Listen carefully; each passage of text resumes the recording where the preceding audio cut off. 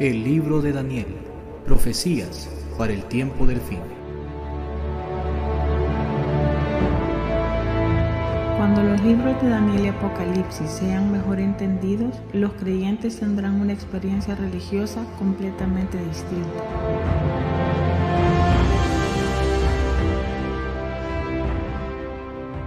Una producción de Megáfono Adventista.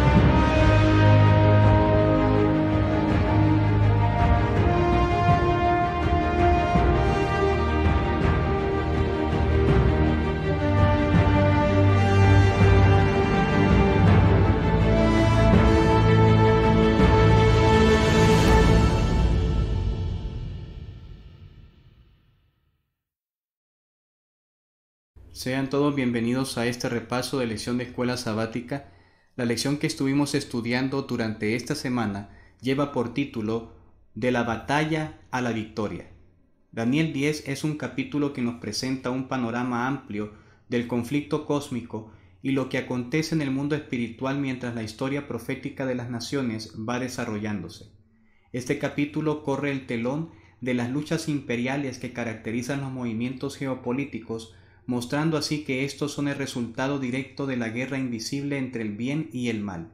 Con mucha razón, el apóstol Pablo describió que esta batalla cósmica no es una lucha contra sangre y carne, sino contra principados, contra potestades, contra los gobernadores de las tinieblas de este siglo, contra huestes espirituales de maldad en las regiones celestes. Efesios capítulo 6, versículo 12.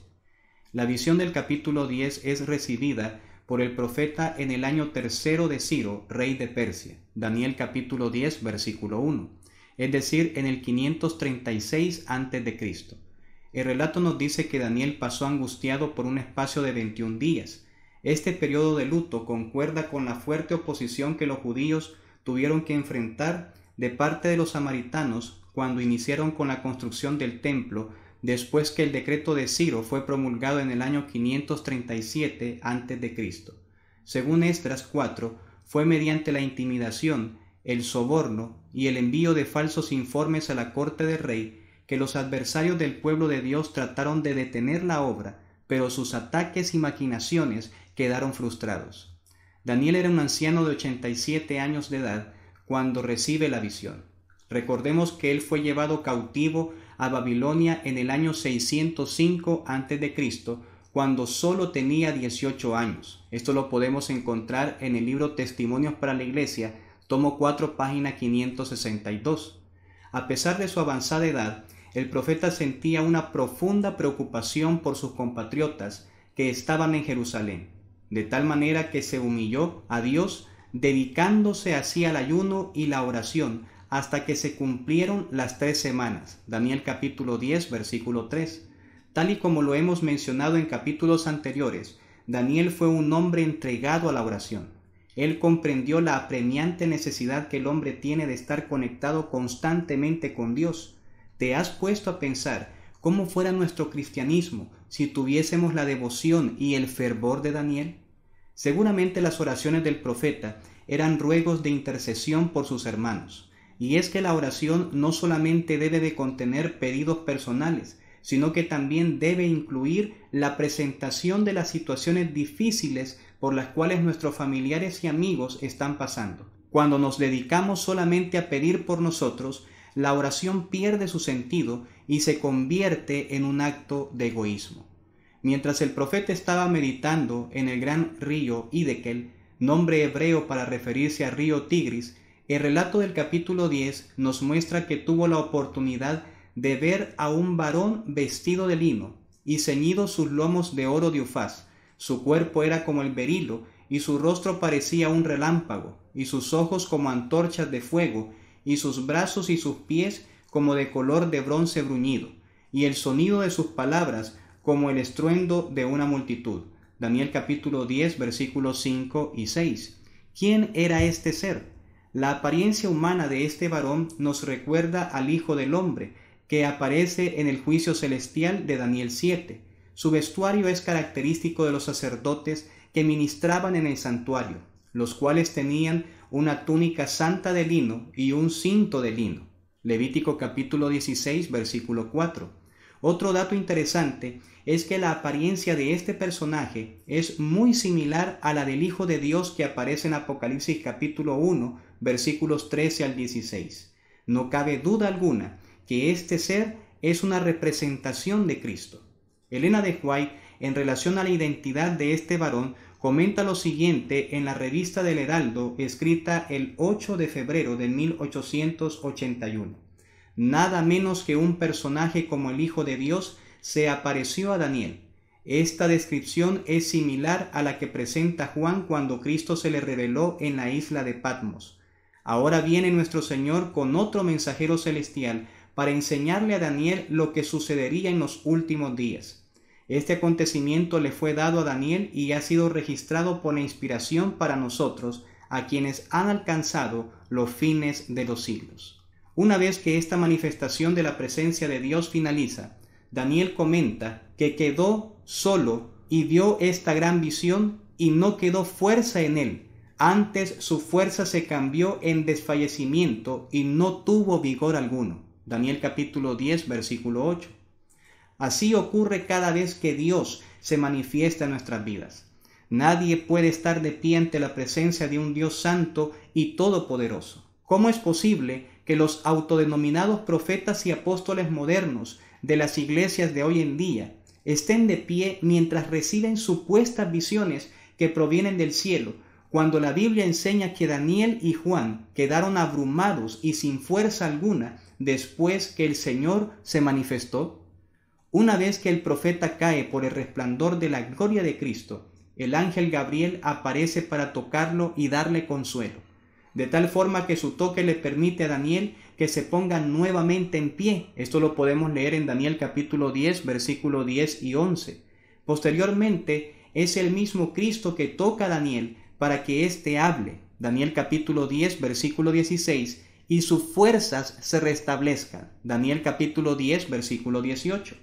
Las palabras de ánimo y fortaleza que son dirigidas al profeta en realidad son un reflejo del amor y el cuidado que Dios tiene por sus hijos. Daniel capítulo 10, versículo 19 nos dice: muy amado, no temas, la paz sea contigo, esfuérzate y aliéntate. No cabe duda alguna que el toque del Señor es poderoso y capacita al ser humano para estar delante de Él. Pero este toque divino no solamente sostiene la existencia del hombre, sino que también transforma corazones sin importar la dureza de estos. Nadie volverá a ser la misma persona una vez que haya experimentado el toque del Maestro. Jacob fue transformado durante aquella larga noche y dejó de ser un engañador, después de luchar con el ángel de Jehová cara a cara. Los labios impuros de Isaías fueron limpiados con carbón encendido cuando contempló la gloria de Dios, a quien él describió como 3 veces santo.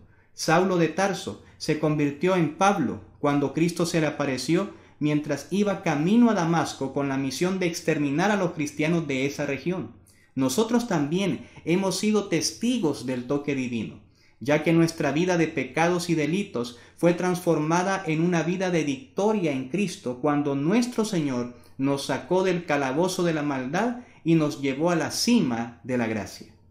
Finalmente, Gabriel corre el telón de los acontecimientos históricos y revela a Daniel una vislumbre de la guerra cósmica que se desarrolla tras bambalinas. El ángel le dijo: mas el príncipe del reino de Persia se me opuso durante 21 días, pero he aquí Miguel, uno de los principales príncipes, vino para ayudarme, y quedé allí con los reyes de Persia. Él me dijo: ¿sabes por qué he venido a ti? Pues ahora tengo que volver para pelear contra el príncipe de Persia, y al terminar con él, el príncipe de Grecia vendrá. Daniel capítulo 10, versículo 13 y 20.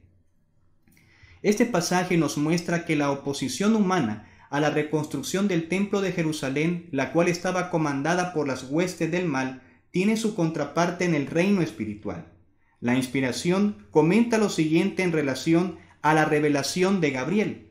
En el libro Profetas y Reyes, página 418 y 419, encontramos la siguiente declaración. Mientras Satanás estaba procurando influir en las más altas potestades del reino de Medo-Persia para que mirasen con desagrado al pueblo de Dios, había ángeles que obraban en favor de los desterrados.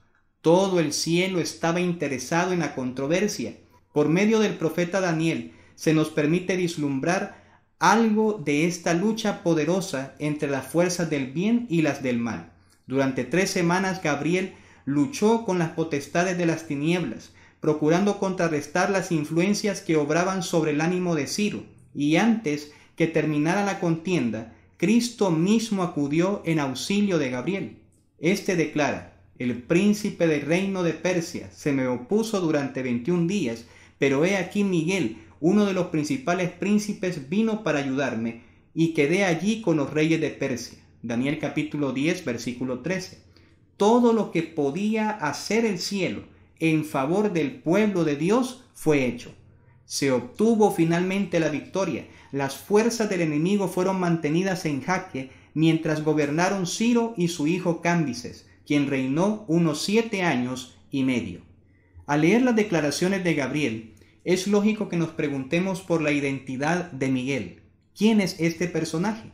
Etimológicamente, Miguel es un nombre hebreo que se compone de 3 palabras hebreas: Mi-Ca-El, las cuales significan quién es como Dios. Este nombre aparece solo 5 veces en la Biblia, específicamente en pasajes apocalípticos. En Daniel capítulo 10, versículo 13 se le describe como uno de los principales príncipes. En Daniel capítulo 10, versículo 21 se le llama vuestro príncipe. Y en Daniel capítulo 12, versículo 1 se dice que Miguel es el gran príncipe que está de parte de los hijos de tu pueblo. Por su parte, el apóstol Juan lo presenta como el comandante de las huestes angélicas que libra una batalla en el cielo en contra del dragón y sus ángeles. Apocalipsis capítulo 12, versículo 7. Finalmente, Judas se refiere a él como un arcángel. Es claro a través de la descripción de estos pasajes que Miguel no es otro sino el mismo Jesucristo. Ya notamos que Judas se refiere a Miguel como un arcángel. Recordemos que en 1 Tesalonicenses capítulo 4 versículo 16 se presenta a Jesús resucitando a los muertos durante su retorno con voz de arcángel. Es interesante notar lo que la mensajera del Señor comenta en relación a la identidad de Miguel. Veamos lo que ella escribió en la Historia de la Redención, página 177. Miguel, o sea Cristo, y los ángeles que sepultaron a Moisés descendieron del cielo después que permaneció en la tumba por algún tiempo y lo resucitaron para llevarlo al cielo. Muchos argumentan que esta interpretación sobre la identidad de Miguel menosprecia la divinidad y preexistencia del Hijo de Dios. Sin embargo, debemos recordar que Cristo es el arcángel Miguel en el sentido que Él es el comandante en jefe de los ángeles y no un ángel creado como ellos. Es decir, el título arcángel en este contexto resalta su función y el grado de jerarquía, no su naturaleza. La identidad de Miguel nos enseña que al hacer frente a las fuerzas del mal, podemos tener la certeza que Jesús obtendrá la victoria, obrando así nuestra liberación. De hecho, cada vez que su nombre es mencionado, la liberación del pueblo de Dios aparece como una garantía.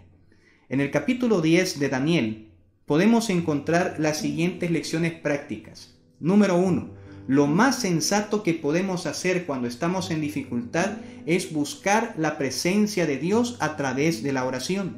Número 2. Nuestras oraciones no solamente deben ser usadas para pedir por nuestras necesidades, sino también para interceder por otros.